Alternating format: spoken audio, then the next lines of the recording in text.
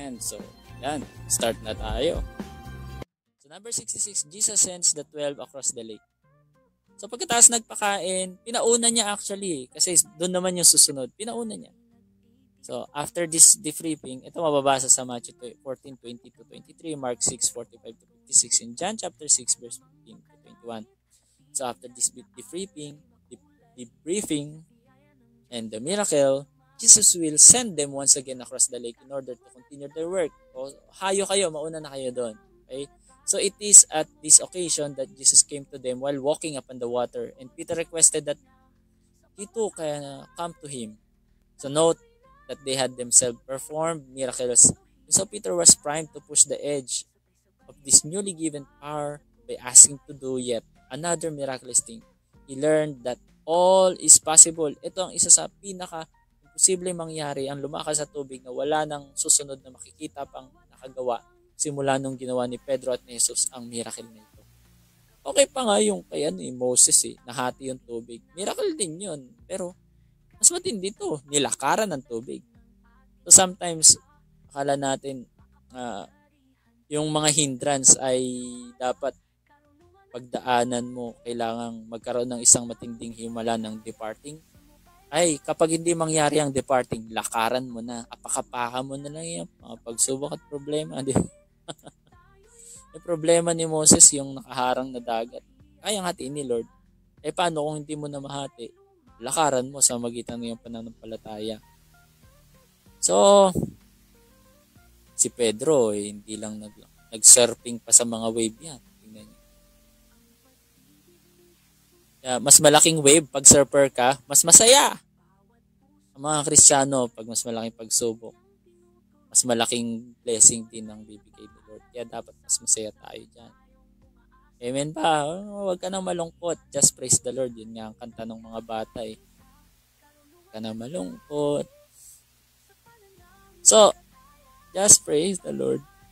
So, he learned that all is possible, but only through faith. And he learned that his faith still has boundaries. May boundary pa rin yung faith. Anyone that could waver could be waved. Aalunin ka talaga pag sa along ka nakatingin. So, ito po yung encounter ni Jesus Christ. Yung tinatawag na fourth watch night na nakabanggit po dyan. It was between 3 o'clock in the morning and 6 a.m. So, Jesus appeared to his disciple on that time. Kaya madilim talaga. So, walking on water, kaya akala niyo, ay, multo. So, initially, they mistook him for a spirit and cried out in fear. So, Jesus reassured them, be of good cheer, it is I, be not afraid. Magalak kayo, kaya matakot. Ako lang ito. Diba? So, Peter's bold step. So, Peter, impulsive and eager, asked Jesus to bid him to come to him on the water. Si Peter ang may prayer request na maglakad din. Actually, hindi naman sinabi ni Jesus na lumakad ka rito. Hindi. Actually, si Peter ang may lakas ng loob. Kayang gawin ni Jesus na lumakad. Ay, kala ko din yan. Sige, try mo. Jesus, utusan mo ko, punta ko dyan. Kaya ang tawag dun is daring. Dare. Pag alam niyo yung tithing, di ba? Parang ganun. May try me. Parang ganun Yung miracle ng Word of God, huwag mo susubukan. Kasi pag sinubukan mo, totoo. Hindi pwedeng hindi mangyari. Di ba? Kung may kung may faith sa tithe. Pero kung Old Testament na yon, wala na tayo sa tithing, then give sa cheerful give. Kaya be of good cheer. Kung may tiwala ka na ibabalik ng Panginoon sa iyo yung mga bagay na binigay mo, bahala ng Panginoon doon. Dahil sigurado pag siyang nag-bless, talagang matindi. So, yun nga, Peter has a bold step. So, Peter, impulsive and eager, asked Jesus to bid him to come, and Jesus simply said, come. Ito yung isang pinakamaiksing answered prayer, pero matinding miracle. Yung salitang come. As in, try nyo basahin, yun lang nakalagay, come.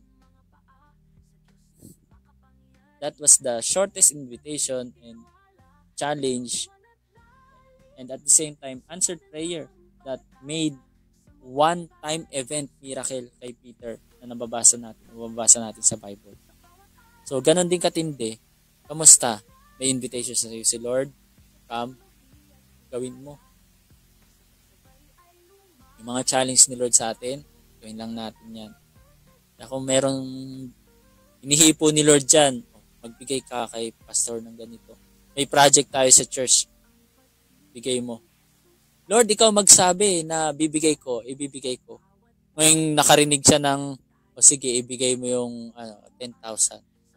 Lord, ikaw ba talaga yan? Sa Lord ba to? Pero yung parang, Lord, ikaw ba to? Tsaka mo ko questionin. Noong una, inihiling mo yung niya, boses niya, nung narinig mo, parang sa konsensya mo na ibigay mo yung malaki, questionin mo. So, paano siya makagawa ng malaking himala? Sa maliit na bagay, hindi na tayo pagkatiwala. So, Peter stepped out on the boat and miraculously walked on water toward Jesus Christ. And then, yun nga, kapag may faith, meron din sometimes doubt. And as Peter focused on the boisterous wind, the fear crept in. Yun na, ginapang na siya ng takot.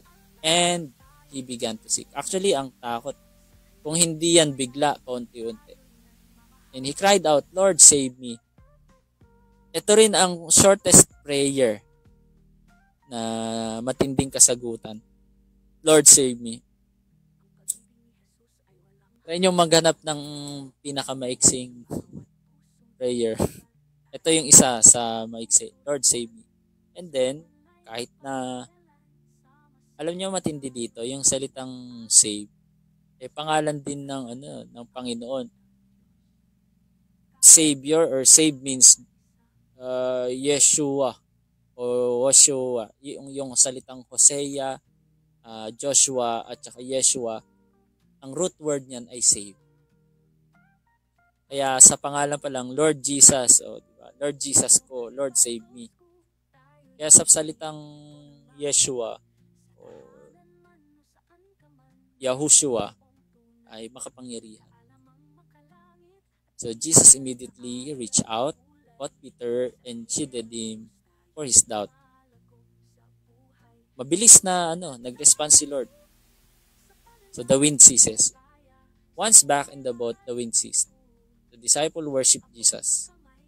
It was written talaga, the disciple worshiped Jesus, acknowledging Him as the Son of God. So, ito yung sinasabi nga na matatapos pa lang gumawa ng himala ni Jesus, hindi pa nag-sink in sa kanila yung paanong napakain yung 5,000 tinapay. Tapos may 12 basket pa. And sa kapabayaan nga nila, naiwan pa nila yung 12 baskets na yun eh. Pero mo karami ng basket. Pero naiwan pa nila sa kabilang dako. Diba? Pero kahit wala yung 12 basket na yun, parang inalaw na rin ni Lord. Hindi na niya pinaremind para masubok sila muli kasi ganun din. Naulit na naman din yung ganung uri na diba? Napakain yung 4,000. So ito yung lesson. Faith over fear. Peter's initial faith allowed him to walk on water, but doubt caused him to sink. So we too must keep our eyes on Jesus amidst the life storm. Meron ako napanood sa Facebook. Yun yung Pastor's Kid yung nag-share na yun. Yun nga, parang sinabi niya na yung prayer ay si Peter ang humingi kay Jesus. Ngayon, nung binigay na ni Jesus yung kasagutan ng prayer, nawala na yung focus na ngayon ni Pedro kay Jesus, pero nilamon siya nito. And sometimes, kapag meron tayong mga prayer na binibigay ni Lord, hindi na tayo nakatingin sa Panginoon. Parang mas nagpo-focus na tayo sa mga blessing na ibinibigay. Kaya sometimes, kapag dumating yung pagsubok, kaliwat kanan, lumulubog tayo. But still, God is a God of many chances. God of second chance, third chance, and many chances. Pag gumiling tayo sa Kanya, God still saves. Jesus saves. Amen? Nagliligtas talaga siya. And, so ito yung divine presence. Jesus revealed His divine nature by walking on water. So His presence calms our fear and empower us. Kaya yung hardened hearts, disciple failed to connect this miracle with the earlier feeding of the 5,000. Their hearts were hardened. So in application, when we face challenges, remember Jesus' word. Tandaan natin yung sinabi ni Jesus. Be of good cheer. Ako lang to. It is I. Be not afraid. Ako ito. Hindi ako lang to. Pang tao lang yung ako lang to eh. Pag kay Jesus, ako ito. I am. I am. Dugtungan nyo, I am what? Diba? Kaya ang ganda ng pangalang I am eh. Yung sinabi kay Moses, I am. Parang kulang ah. I am that I am. Ako ay si ako. Bakit ako lang? Ay, bakit kulang? Parang ganon. Hindi actually kulang eh. Ako, tas dugtungan mo. Diba? Ako ano? Ako ang tagapagligtas. Try nyong maisulat. Anong gusto nyo? Ako o siya ay ano? Siya ay yung I am ano? I am the healer. I am the provider. I am the good shepherd. I am the bread of life. I am the light of the world. I am the great provider. Diba? I am the manna from heaven. I am the living water. Napakarami. I am the Lamb of God. So, ang daming I am. I am the light of the world. I am the Redeemer. I am. Kaya yung I am, talagang nandun na lahat. Positive na pwede natin ilagay sa quality at kakayanan ng ating. So, trust in His presence even when circumstances seem impossible. Let our hearts remain soft and let us recognize God's miracle in our lives. Yan. At last, sakto 11 o'clock tayo matatapos eh. Number 67. The crowd seek for a sign. Humingi sila ng mga sign kay Jesus. 47 to 67. Biruin mo, naka-20 tayo, no? The people have witnessed many miracles and now find Jesus with the apostles na sila, on the other side of the lake and demand another sign. So they had been fed miraculously the day before and they want more. So they would follow a Messiah who provided for only their spiritual, not only for the spiritual needs, but also their physical needs as well. So without any effort by them, hindi sila nag-effort, basta pinapakain lang sila. So this is the passage where Jesus uses the imagery of the bread to describe Himself as the bread from heaven. E baka na lang ang habol niya mga pagkain. Kaya biglang sinabi ni Jesus Christ dito sa John chapter 6 verse 22 to hanggang 71. Try nyo pong basahin. Nandyan yung issue, ang daming discourse dyan. So sinabi niya na siya yung tinapay na mula sa langit. Kung pinakain ni Moses ng tinapay na mana, siya naman yung tinapay na yung galing sa langit. Kung sino kakain sa kanya at iinom ng kanyang dugo, ay mabubuhay ng walang hanggan. Antindi ano? So this is the passage where Jesus used the imagery of bread to describe Himself as the bread from heaven.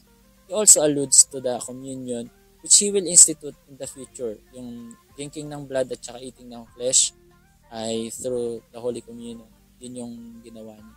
So the first time He makes the astonishing promise that if someone believes in Him, He will resurrect that person from the dead. Yun yung sinabi niya word by word. This dialogue occurred in the synagogue at Capernaum, and because of His teachings about Him being the bread and manna from heaven, about eating His flesh, etc., about His resurrection, many of the disciples abandoned Him at this point. Yun na, doon na yung umalis yung mga ano eh. Nung parang, kine-claim na niya na siya yung mana. So, ang dami nang di nakaunawa. Parang na-rebuke na rin sila. Baka siguro din, ang habol nila talaga, pagkain. Dahil nagpakain siya ng 5,000, nagpakain siya ng 4,000. Diba? Lumitaw din. And then, ang daming umalis sa kanya. So, tinanong niya yung mga disciple niya, iiwan nyo rin ba ako?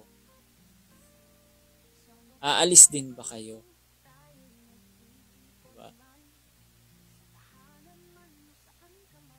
So, it was a critical moment for the apostle because they had seen and heard so much. Dami na nilang nakita eh. Pero yung mga bagong tagasunod niya, kasi mag-send siya ulit ng 70, di ba? 72, 2 by 2 sila. So, hindi lahat na natili doon. So, it was critical moment talaga na narinig nila yun. Wala namang umalis sa 12, pero sa mga ibang sumunod, sa ibang mga tagasunod niya, disciple, may mga umalis din. So now, Jesus was speaking of things that they could not comprehend. He challenged their faith and Peter responsible for all the apostle that they had no place to go but to Him. Parang yun niya sinabi na encouragement ni Pedro, saan pa ba kami pupunta? Sa'yo lang talaga. So, despite their lack of understanding, they believe. So that is often the case in our lives as well. Ganun din sa atin, mga kapatid. Kahit parang minsan nagkukulang tayo ng tiwala or something. Si Jesus ang dahilan. Magtiwala ka lang. Wala tayong ibang excuse. Talagang tanging siya lang. So, we have faced the issues we don't understand, di ba? Our test is, do we continue to believe and obey even though we might not understand why? Paano yung mga anak ko? Papastor ako. Paano yung pag-aaral? Paano? Bakit? Di ba kaya ni Lord? Naubusan na ba siya ng biyaya?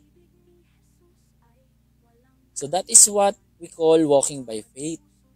Despite the miracles they saw, the teachings they received, even the apostles had to do a stretch by faith and not by sight. Ayun nasabi. Kaya nasabi ng mga apostles, believe by faith, not by sight. Kaya tanging talagang Panginoon ang magkakaloob sa atin ng mga bagay na hinihiling natin kahit napaka-imposible. Huwag lang tayo magsawa. Hintay lang natin yung timeline ni Lord kasi iba yung timeline natin. Tayo masyado magmadali. Maging excited tayo. So, lessons from John 6.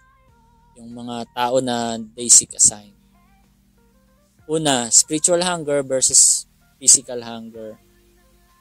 After Jesus miraculously fed the 5,000 and the crowd following Him across the lake to Capernaum, however, their motives were not purely spiritual. They sought Him because He provided physical food. Kaya nasala Kaya sa loob ng church, asahan nyo, come and go talaga yung mga tao dyan. Kasi hindi lahat ng motibo nan ay totoo. Pag may mga bagong bisita, hindi natin expect na manatili lagi or dyan na talaga sila. Sometimes may mga wrong motives din. So lesson, seek Jesus for spiritual nourishment, not just to satisfy our immediate needs. Amen. So next, the bread of life. Ito yung discourse ng John chapter 6 verse 27 to 71. So ang haba niyang discourse niyan. Jesus' lengthy discourse unfold in 4 sections. Ito yung ating matututunan. I-contrast perishable food with eternal sustenance. Ito, yung perishable food, kinompare niya sa kayang gawin ng katawan ni Jesus Christ. Sa magitan ng kanyang katawan na mabayubay sa krus ng Kalbaryo, tulad ng isang tinapay na biniyak ay ganun din magkakal, gutay-gutay at lasog-lasog ang katawan ni Kristo. Kung sino man ang aasa sa katawan na yon na mabuhos ang dugo ay mapapatawad, ay magkakaroon ng kagalingan sa kanyang spiritual sa lahat ng aspeto ng kanyang buhay, lalong-lalo na sa pagpapatawad o kapatawaran sa kasalanan na minana natin simula pa man nung una kay Adan. And Jesus as the bread of life. Jesus declares Himself as the heavenly bread, offering eternal life to those who believe. And third, partaking of the Son of Man. Jesus speaks of eating His flesh and drinking His blood symbolically, emphasizing spiritual communion. Na yung communion na yon, ang center ay yung death and resurrection ni Jesus Christ. And also, the coming again, kung bakit nagkakaroon ng tinatawag na assembly. That's why in Hebrews chapter 10 verse 25, di ba? Don't forget your assembly. Huwag kalimutan ng mga pagtitipon. Kasi nalalapit ng panahon ng pagdating ng ating Panginoon. Yun ang yun ang reason kung bakit tayo nagtitipon. Katulad ng pagtitipon sa upper room na dumating yung Holy Spirit, di ba? Ang daming naka-witness, 500 yung naka-witness, 120 lang yung nanatili na nananalangin. So, salaan talaga sa ministry. Reaction to Jesus' teaching. Some disciples struggle with His word, but Peter affirms faith in Him. Diba? Ang daming nag-struggle, daming bumitaw. Dami hindi naniwala, pero si Pedro pinakita niya talaga yung trust niya sa Panginoon. Even though you can't understand, you still have to trust. So lessons from the Bread of Life discourse: embrace Jesus as the source of eternal life even when His teaching challenge us. Nakaka-challenge, pero ang sumusunod, pinagpapala. Kaya may assurance tayo sa eternal life. Jesus promises that whoever believe in Him will have eternal life and be raised up on the last day. So, ang resurrection natin, tayo, mga namatay na nauna sa atin, magulang natin na mananampalataya din, expect magkakaroon tayo ng great reunion in the banquet or great banquet in the heavenlies. At darating ulit ng Panginoon dito sa lupa. Dito maghahari tayo muli. John chapter 6 verse 40, and this is the will of Him that sent me, that everyone which see the Son and believe on Him may have everlasting life, and I will raise him up at the last day. So lesson, we must have faith in Jesus that leads to our eternal assurance. Sure na ba tayo? Tanggap na ba natin talaga ang Panginoon? Or masyado nating pinagmamalaki yung mga himala pero hindi pa tayo ligtas? That's why si Jesus Christ, nung nag-report yung mga apostle sa Kanya, Panginoon, napapalayas namin yung mga demonyo. Sumusunod yung mga, gumagaling yung mga may sakit. Pero parang fire extinguisher si Jesus eh. Hindi siya nag-affirm na, di ang gagaling nyo. Hindi ganun eh. Sabi niya, huwag kayong magalak kung sumusunod sa inyo ang mga demonyo. Magalak kayo kasi nakasulat ang inyong pangalan sa aklat ng buhay. Kaya hindi primary thing yung miracles na nangyayari sa atin. Ang pinaka-importante pa rin talaga ay yung assurance ng salvation ng bawat isa. Baka may mga nakahalo sa ministry natin, worship team, congregational, mga choir, leaders, try nyo sila isa-isahin, tanongin, ligtas ka na ba?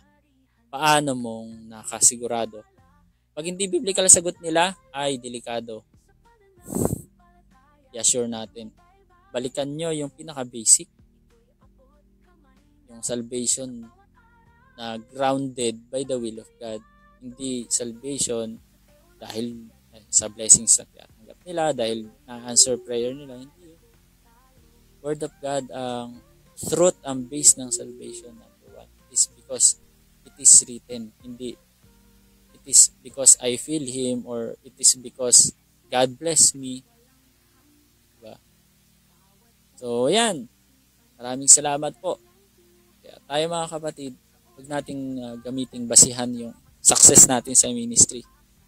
Ang unang ipagpasalamat pa rin natin, let's start off. Bumalik tayo sa umpisa natin, yung first love natin. Panahon na naligtas tayo, hanggang ngayon ay ligtas tayo, yun na kagalak natin. Hindi yung laki na ng church, o dami na ng miyembro, or layo na ng narating, accomplishment natin, napatayo mong bahay, nabili mong mga lupa. No? Number one na dapat may pagmalaki, iniligtas ka ng Panginoon mula sa kamatayan ng kasalanan. Niligtas tayo ng Panginoon na dati tayo naligaw, nasa putikan, niyakap tayo, pinili tayo, hindi tayo pumili sa Kanya. Sadyang nabayubay ang Kanyang katawan, pinakita at napahiya upang tayo ay matatagan natin ng ating loob. May ligtas at may bigay kung ano man yung deep desire ng ating mga puso. Siya yung nabayubay at namatay para tayo muling mabuhay. Siya yung naging sumpa para tayo pagpalain. At nalatayan ng Kanyang mga katawan upang tayo magsigaling. Kaya anumang kagalingan ng hinihiling natin, spiritual, physical, or even emotional, kung distress ka ngayon, kay Kristo ka lang lumapit. Kay Kristo ka lang kumapit. Tiyak, hindi ka niya iiwan, ipababayaan. At kung sino siya noon na nagpapagaling, nagpapalaya, siya pa rin ngayon at magpakailanman. Because Jesus Christ is the same yesterday, today, and forever. Amen po ba? So, ito na yung naging continuation ng second to third Passover. Sa next lesson natin ay yung pang 3 years pang third year na ministry na ni Jesus Christ. Fifth topic dapat yan nakasulat yan. So, next lesson natin yung third Passover to the beginning of the last Passover.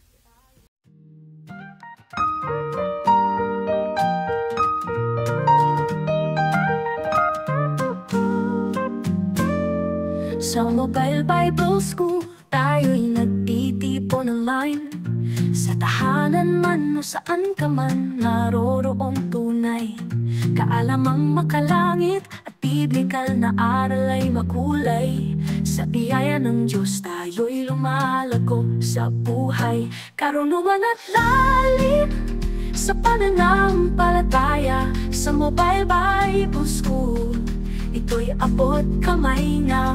Sa bawat aralin, tayo'y natututo sa teolohiya at biyaya. Sabay-sabay ay lumalago tayo.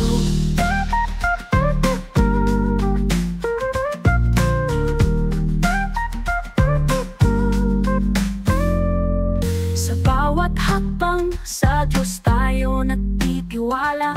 Sa gabay ng Kanyang salita, ating inaakay ang iba. Kahit saan man dalhin ng ating mga paa, sa Diyos na makapangyarihan tayo'y nagtitiwala. Karunungan at lalim sa pananampalataya. Sa Mobile Bible School, ito'y abot kamay na. Sa bawat aralin, tayo'y natututo sa teolohiya at biyaya. Sabay-sabay ay lumalago tayo.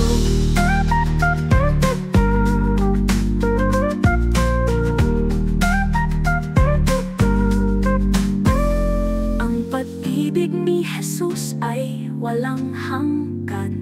Sa bawat puso't isipan, tayo'y Kanyang tinuturuan. Sa online na paaralan, sama-sama tayong umaasa. Sa kaluwalhatian ng Diyos tayo'y nagkakaisa. Karunungan at lalim sa pananampalataya. Sa Mobile Bible School, ito'y abot kamay na. Sa bawat aralin, tayo'y natututo sa teolohiya at biyaya. Sabay-sabay ay lumalago tayo. Hey, sa Mobile Bible School, tayo'y naglalakbay. Sa pag-aaral ng salita, tayo'y magwawagi. Para sa kaluwalhatian ng Diyos, tayo'y magpupuri. Sa Kanyang biyaya, tayo'y nagmamahalan.